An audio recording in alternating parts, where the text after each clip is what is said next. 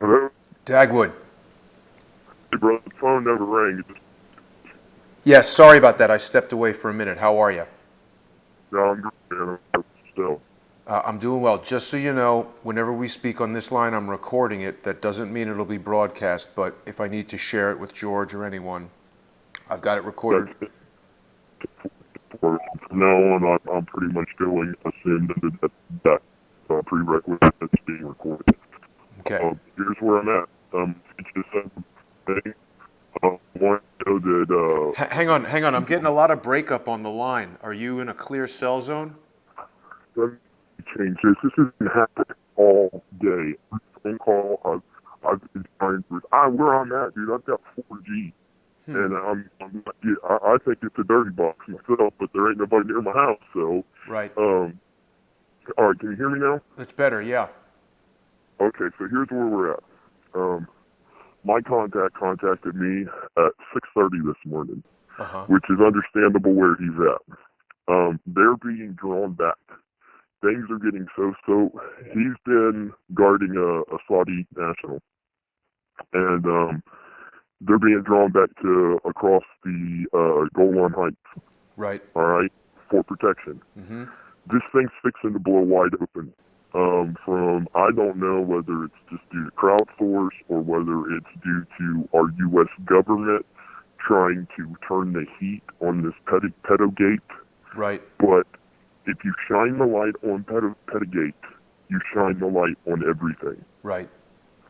Okay, because it's all tied together. There's been a I lot of sent you a reporting in message. the mainstream news about, they're anticipating another, gas attack from Syria. I mean, that's Yeah, and that's legit. That's confirmed. That's confirmed. That is confirmed. And where do you think Assad's getting this gas at? He's but, already had the UN atomic whatever they are that go in and do the research and right, find out whether people have weapons of mass destruction and stuff. right. They went in Syria and wiped their hands. Said, "Oh no, he's clear."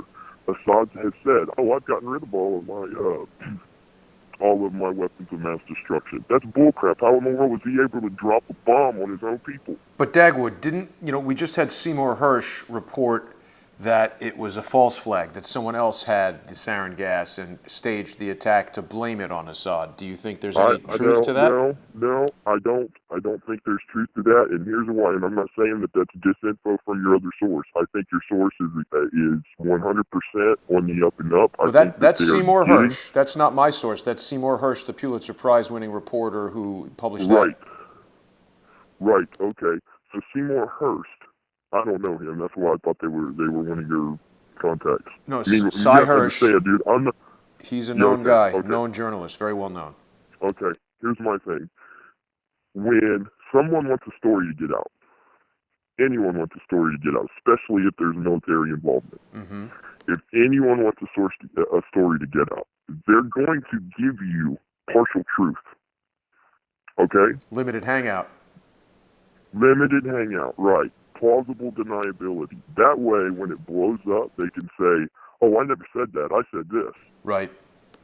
All right, well, who are they going to use? They're going to use journalists and intel officers that are credible. Uh-huh. Why? Because it does two things. It destroys their credibility. Right. Okay, well, here's what I've just Well, found out. what's the second thing? It also convinces people because they start out with credibility. Exactly. They start out with credibility. These people have credibility, and then all of a sudden they drop one story, and then they smear their whole name, and then guess what? Now you have a story that's untouchable, just like Pizzagate. Right, and we saw that obviously Ben Swan and Brian Williams, even Dan Right. All right. Rather. This whole Robert David Steele thing. Robert David Steele. Yeah, Let me tell you something about him. yeah. This man has been trolling U.S. government officials, he's been trolling military officials, and he has been trying to spin his own narrative to make a profit. Well, that Okay? seems clear. I mean, I suspect he's now fooling Cynthia McKinney into joining his Unrigged campaign. I think she's unaware of his deception. Yeah, but Cynthia McKinney's after her own agenda, dude. Anything that can get Cynthia McKinney out in the public is going to get Cynthia McKinney out in the public. I'm not saying that Cynthia McKinney is a bad woman. She's just a politician, dude. She's a politician. What I'm telling you is, I have a confirmed source right now that says that these rat lines are going through the port of Tyre. Okay. Which, if you look at the port of Tyre, it is right up north of Israel, but yet still going through Jordan. Right. Okay? Now, every U.S. official, right, or every U.S. operative or anybody that is working diplomat security, Right. everybody is being pulled back into Allied territories. And when I say Allied territories, I don't mean Saudi Arabia. I mean Israel. Look, say what you will about them. When crap hits the fan, everybody, even the UN, when crap hits the fan, they run to Israel. Right. Because they know they'll get protected. Here's what's happening. The whole narrative that I gave you about the weapons of mass destruction being buried in Damascus, in a facility, underground Damascus. Look, say what you will about religion, anything like that. I saw a comment in one of the comments under the Dagwood thing. Right. When you posted our video. Yep. Where someone had made mention of Isaiah. I went and looked it up. Dude, Isaiah says that in the last days, Damascus would become a ruinous heap, never to be inhabited again. That's never happened, Jason. I know. Never. I know. It's very scary, ominous. Well, then you think about this. Then it continues to say that the Jews would spend 7 years burning, and it says burning, but burning the waste before it could ever even be entered. Well, that's nuclear. Yeah. Okay?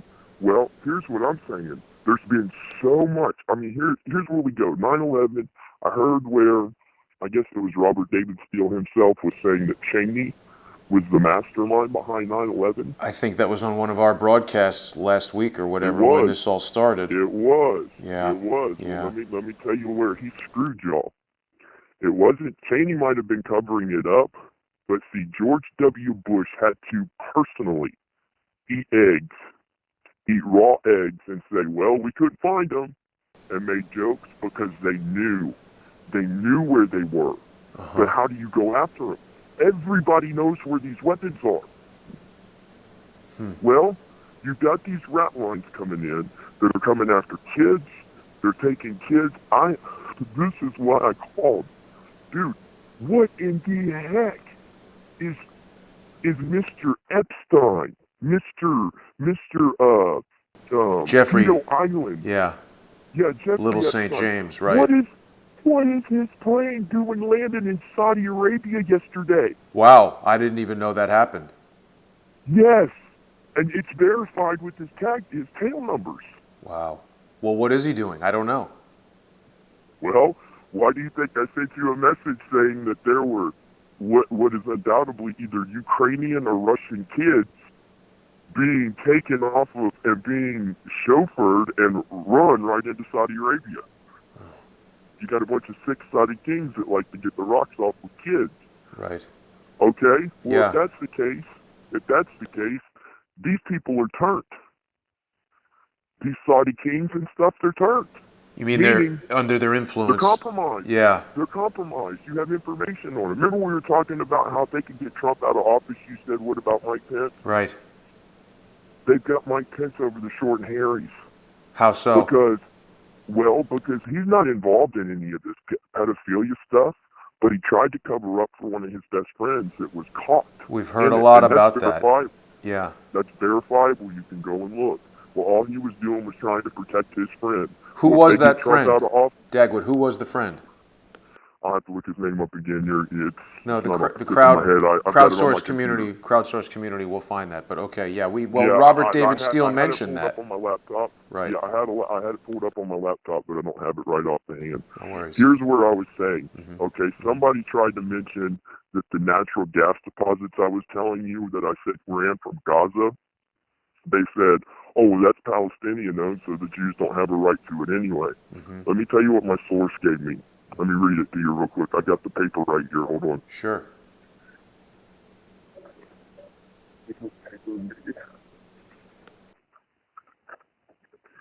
All right, so what I was able to look up Uh-huh. and get from, I've backsourced everything around this. Okay. The gas deposit sits between Ashdod and Israel, runs through Bethlehem, and goes all the way north to Nablus. Uh-huh. All right. My contact right now is in Lebanon. They moved him back to Lebanon. Uh-huh. The rat line runs from Damascus to the port of Tyre. Mm-hmm. All right. Well, now I know George has a different. He was talking about a different route line where they were taking the Mazurek through one of the. I don't know which port it was, but it wasn't the port of Tyre. They're changing it up. They're changing their route lines up, and the main reason why they are is because there's heat on them. Right. There's heat on them from the U.S. government, because right now, like I told you before, Trump is rogue. His daughter, Ivanka, has got, and bless God for her, because she is serious about stopping this child pettigate. Yeah, they just did a press conference with Tillerson this morning.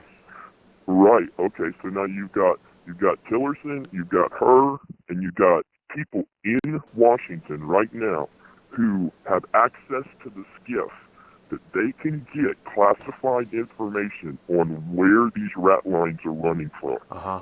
Everybody is shutting down. Here's my. The rat lines are shutting down. You mean the rat lines are shutting down? Yeah, the rat lines are shutting down. Uh-huh. Here's my tell. Right. Here's my tell. If you see within the next 90 days a U.S. troop surge into Syria, whether they say it's for training ISIS or freedom fighters, whether it's to say that they're sending them in for anything else, they're going in because they know there's going to be a place for those weapons. All right. Now, everything else is revolving around those weapons of mass destruction that's buried in Damascus. Everything. All right. So that blows everything up. It blows up why they're covering up the Seth Rich murder. It blows why the attorneys were dead in Florida. You're breaking up, Dagwood. You're breaking up. You're saying that covers the Seth Rich murder. It covers the murder of the attorneys in Florida. What was the other thing? Yes.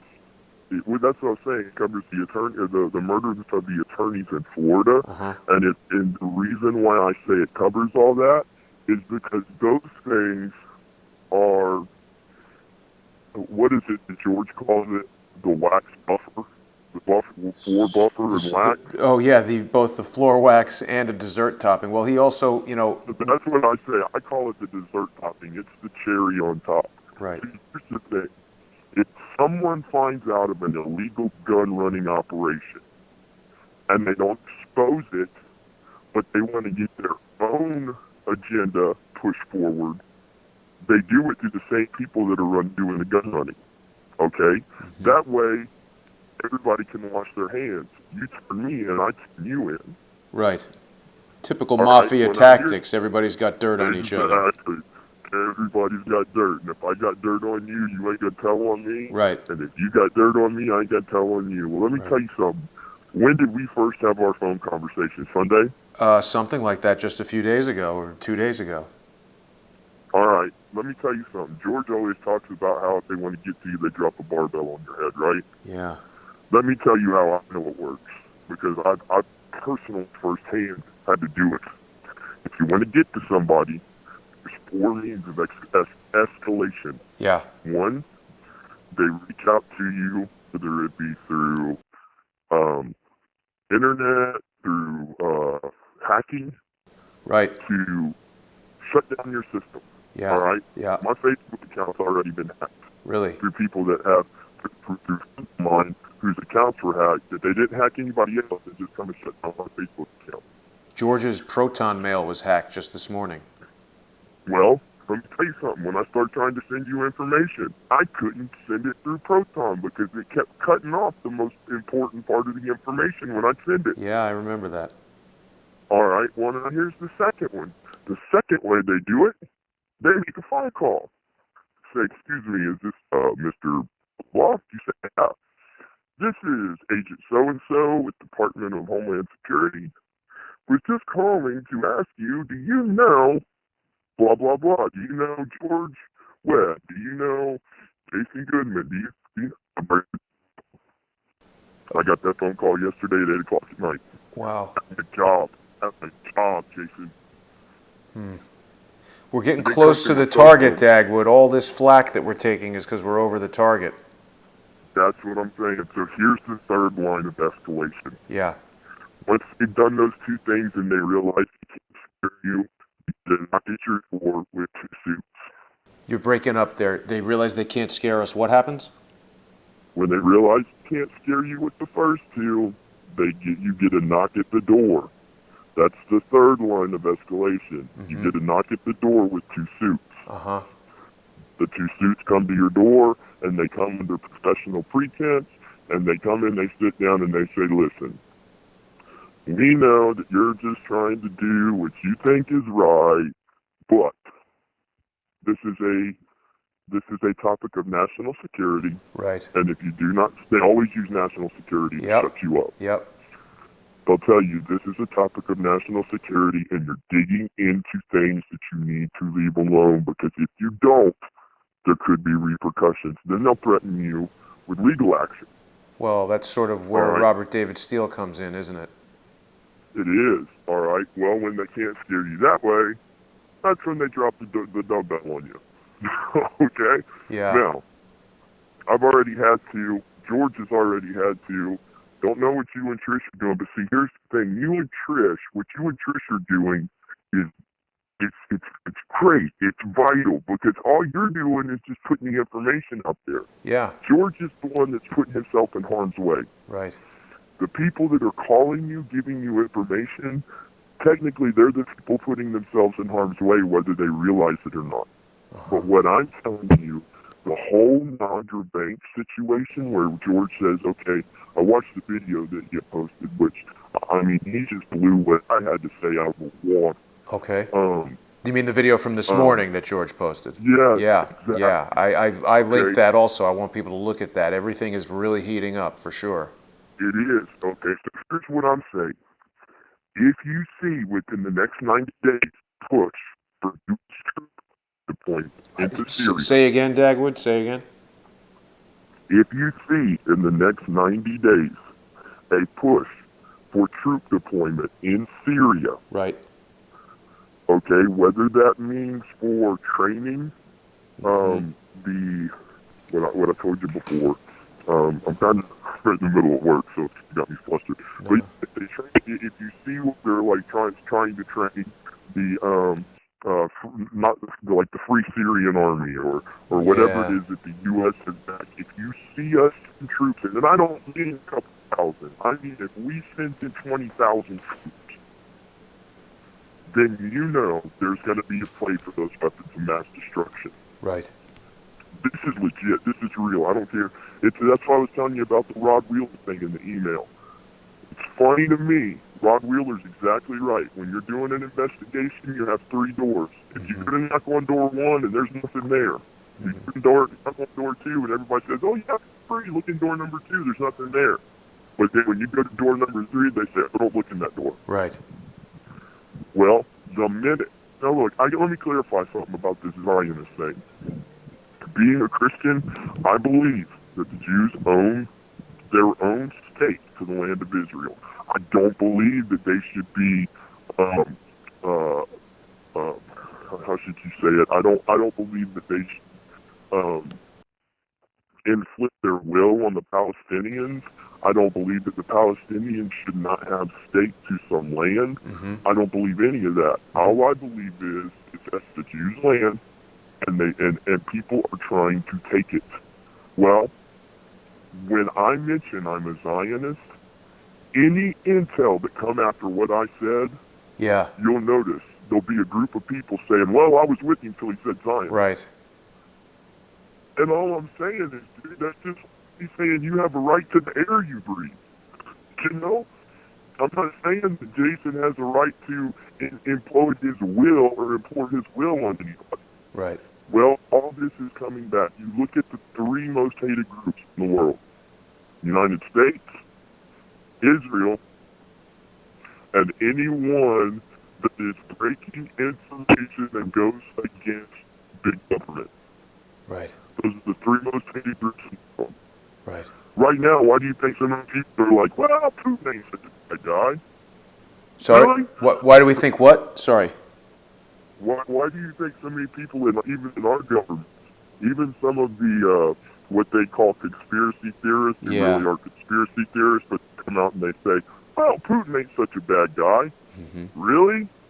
Have you not seen what Putin's done over the last 20 years? He's a bad dude. But isn't he on the right side of what's going on in Syria? I mean, you're telling me right things now that, he is. Okay. No, right now he is, but here's what you have to understand. He's on the right side of what's going on in Syria for his own personal gain. The Russian government is going under right now. Right. They have to figure out a way to make money. They're trying to get a gas line set up through Syria to run through Syria. Right. If we go in and take Bashar al-Assad out, guess what? Yeah. He loses his gas line. That's right. They're in a lot of trouble. He's also backing cryptocurrencies like Ethereum and trying to establish the Chinese yuan as the reserve currency. They've already hacked into Bitcoin. Russia's already hacked into Bitcoin. I thought it was unhackable with this blockchain. Yeah, with blockchain, that's what they tell you, but he's already got staked it through, what do you call it? Through proxy. Okay. He's got stake in Bitcoin through proxy. Kind of the same way they got Flynn. They got what? Because he met General Flynn. Yeah. The same way they got General Flynn out of office because he met with somebody that was a proxy to Russia. Russia has said all that to. You're breaking up a lot, Dagwood. Russia has proxies into Bitcoin, you say? Yeah, they have proxies that have ownership into Bitcoin. The price has been exploding lately. Bitcoin's at like $2,500 or something like that. It is. Let me tell you, Russia short-sailed the U.S. They went in and they bought in. This was back in 2014 or 2015. They went in and bought mass amounts of U.S. currency. Russia did. Yeah, it's dropping today. Sorry to interrupt you, Dagwood, but Bitcoin is dropping. It's at $22.99.49 at this moment that we're talking right here. Okay, so it's dropping. So think about this. This goes along with just what I'm saying. Russia went in and they bought up all this U.S. currency. The market saw that. And what happened? The price of the U.S. dollar went up. The minute the price of the U.S. dollar went up, Russia dumped all of their U.S. currency in gold. Right. They dumped the U.S. currency and they went into gold, you said? Yeah, exactly. They went to gold. What's that? The short sell our dollar. It caused the U.S. currency to drop. Right. Well, anybody knows our currency is backed by oil. It's not backed. It's just backed by confidence. I'm totally losing you there. You're talking, I think, now about the petrodollar and how the U.S. dollar is just backed by the demand to purchase oil, not the price of oil, but... No. Used to, under Nixon, it was petrodollar. Now, our dollar is backed by confidence. Right. Our dollar is backed by nothing but confidence. It's just a piece of paper. And the minute that an individual realizes that that piece of paper ain't worth more than the paper it's printed on, our dollar crashes. That's where we're at. That's the real crisis right there. Yeah, that's the real crisis. And so here's what I'm saying. You have the Clinton Foundation that are making billions off of these rat lines. Right. Well, guess what? Now that they've reopened up this Hillary thing with these emails through Loretta Lynch, Yep. Hillary's having to shut down everything she's doing. just like she did before with the Iwans when they ran them out of Capitol Hill. Mm-hmm. They're having to shut everything down so that if any time the government comes in looking, they can say, oh, we have no knowledge of that. Look at our records. They say they have no knowledge of it? Is that what you said? The Clintons can say they have no knowledge of what they're talking about. They're just trying to run a nonprofit organization to help out Haiti and all these other different organizations, not to show how that they've got involvement in the shipping of depleted uranium, in the shipment of underage kids. Most of these kids aren't coming from the U.S., they're coming from Ukraine. Coming from Ukraine. Yes. So, like George said with the Nadra Bank, you open the Nadra Bank to establish rat line communication, to establish nefarious people that are doing business. Once you have that established, you can't leave it open for long because other people will catch on to it. So you shut it down and you open it somewhere else. Right. All right, where is Nadra Bank going to reopen itself at? I believe that the next place that they open it, because it's so close to Pakistan, you're going to find it's either going to be in the UAE or it's going to be through Saudi Arabia. Mm-hmm. Why? Because the banks there are a lot harder to infiltrate and to get information off of. Why? For the same reason the Iwan brothers were able to get out of here, diplomatic immunity. Right. Well, I think there's also a lot of banking laws. When I directed Daydreams of Dubai, it was very, very difficult to deal with, payments from the client and all that, international bank transfers from UAE banks. Right. Now, see, this is not to give up anything, but worked for a bank that's based in Georgia. And this isn't giving anything away, but it's a big bank in Georgia. And she dealt The state in the United time. States or the former Soviet Republic? No, I mean Georgia, USA. Like, Right. In Atlanta, Georgia. Okay? Yeah. All right. She did that, and all she dealt with was the loan applications for that bank and the financing for that bank. And she would have to put portfolios together to show how that the bank she worked for was able to have loans. Was doing what? The bank was doing what? The bank was able to acquire loans as well as ask for loans from other federal corporations. That shows that the bank is legitimate. Okay. And with the loan capital. You're breaking up completely, Dagwood. As I understand, you're saying that they were able to sort of do false transactions to establish legitimacy. Is that right? Her bank, they wasn't false.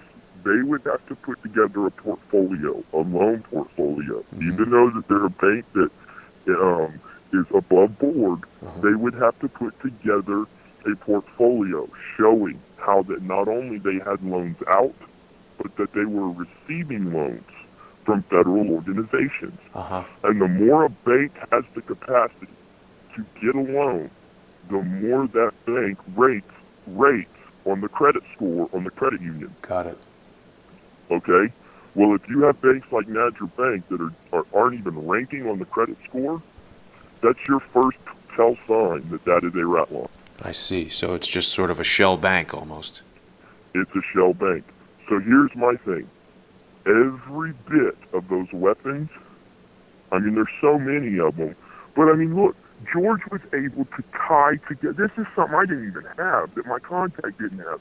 He was able to tie together Iraqi's chief chemist with the Pakistanis. George is a genius, man. That's a direct line from the weapons of mass destruction, and that's why George W. Bush, if truth came out, he was exactly right. When he had intelligence from our CIA, listen, this guy has got nukes. I mean, he's got nerve gas. I mean, it's been proven. Look what he did to the Kuwaitis. He nerve gassed the Kuwaitis. Well, where'd all those weapons go? We didn't find nothing when we went into Iraq. Not even so much as a trace of uranium. Right, but W. Bush muddled the whole thing so much by trying to tie it to 9/11 and all of this kind of nonsense. Well, yeah, he did. But see, that was where Bush's mistake was. Bush was trying to just follow what his daddy did. His daddy wanted Saddam out of power. Okay? Right. So what he was going for He knew they had weapons of mass destruction, and he knew these weapons could be used against our assets and our allies in the Middle East. Right. So he went in after him, and he tried to tie it to 9/11. That was his biggest mistake. Among many big mistakes. Right. Here's the second big. This is George W. Bush falling on his sword. This wasn't a mistake.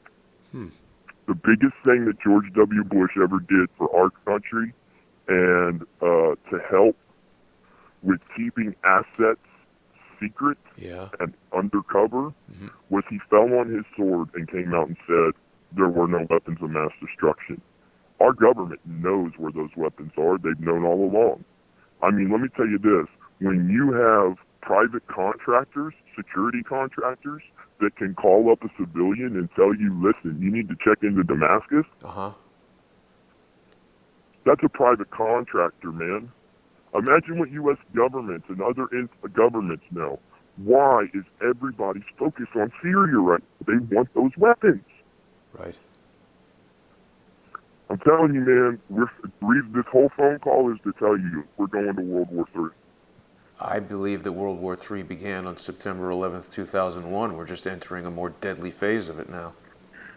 No, well, yeah, I mean, that's just like saying that the fruit stand guy was the beginning of World War II, the guy that lit himself on fire. That was the original beginnings of World War II, and also you had, like, the Muslim Brotherhood taking up Egypt. The guy lit himself on fire in Egypt. I'm mixing it together, sorry, but you got a guy in Egypt that was basically like the fruit stand guy, and because he lit himself on fire to protest the Egyptian government, that was the way for the Muslim Brotherhood to come in and take over the Egyptian government. Right. Anytime you have a dictator that's in power, the dictator might be evil, but he's a lot better than the vacuum it leaves when you remove him. Well, yeah, we've seen that just in the invasion of Iraq, the overthrow of Libya, Operation Timber. Egypt, all of that. Well, what do you think they're doing in Syria? Timber Sycamore. Why do you think?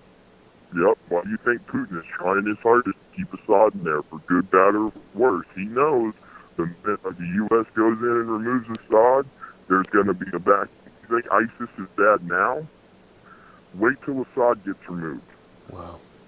But Assad gave a big tell the day he dropped that bomb. The day he dropped that gas. And here's why I'm saying that. I know that you had the Pulitzer Prize-winning reporter come out and said that all that's disinfo. Let me Cy Hirsch, yeah. Cy Hirsch come out and say that. It's not disinfo, brother. He did that to leave a message to the world. Leave me alone, or I blow this whole thing. Dagwood, let's end the conversation here because I think it's a lot for people to digest, and we're at about 30 minutes. But I mean, this is it's hard for me to digest. Is there anything else you think we need to add right now?